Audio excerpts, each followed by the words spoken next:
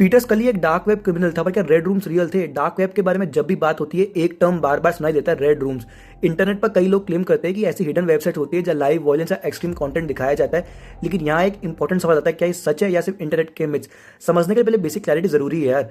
Dark web internet का वो हिस्सा है जो नॉर्मल सर्च इंजन से एक्सेस नहीं होता। इसका मेन फीचर होता है अनोनिमिटी, और इसी वजह से इसके अराउंड काफी रूमर सर्कुलेट होते हैं। अब रियलिटी क्या कहती है? हिस्ट्री में एक रियल डॉक्यूमेंटेड क्रिमिनल केस रहा है पीटर स्कली का केस।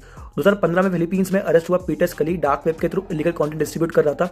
अथॉरिटीज ने कंफर्म किया कि उसके वीडियोस रियल अब्यूज पर बेस्ड थे और उनका डिस्ट्रीब्यूशन इलीगल नेटवर्क्स के थ्रू हो रहा था। इस केस को अक्सर रेड रूम्स के साथ जोड़ा जाता है, लेकिन इन्वेस्टिगेशन के बाद क्लियर हुआ कि लाइव इंटरेक्टिव शोज नहीं थे, बल्कि प्री रिकॉर्डेड इलीगल कंटेंट था जो पे पर डाउनलोड फॉर्मेट में सर्कुलेट हो रहा था।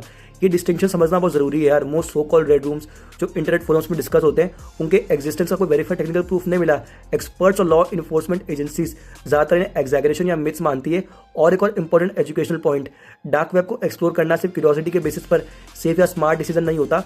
अनोनिमिटी मतलब प्रोटेक्शन भी नहीं होता। रियलिटी में वहाँ स्कैम्स, मालवेयर, ट्रैकिंग ट्रैप्स और लॉ इन्फोर्समेंट हनीपॉट्स कॉमन होते हैं। एक गलत क्लिक आपको लीगल इश्यूज, डाटा कॉम्प्रोमाइज या लॉन्ग टर्म डिजिटल रिस्क में डाल सकता है। इसलिए कंक्लूजन सिंपल है, डार्क वेब कोई मिस्ट्री प्लेग्राउंड नहीं है, ये एक हाई रिस्क डिजिटल एनवायरनमेंट है जहाँ अवेयरनेस और डिस्टेंस सबसे रिस्पॉन्सिबल अप्रोच होती है। एजुकेशन का मतलब यही है यार, फैक्ट समझना, मिथ्स को क्वेश्चन करना और अनसेफ क्यूरियोसिटी से दूर रहना।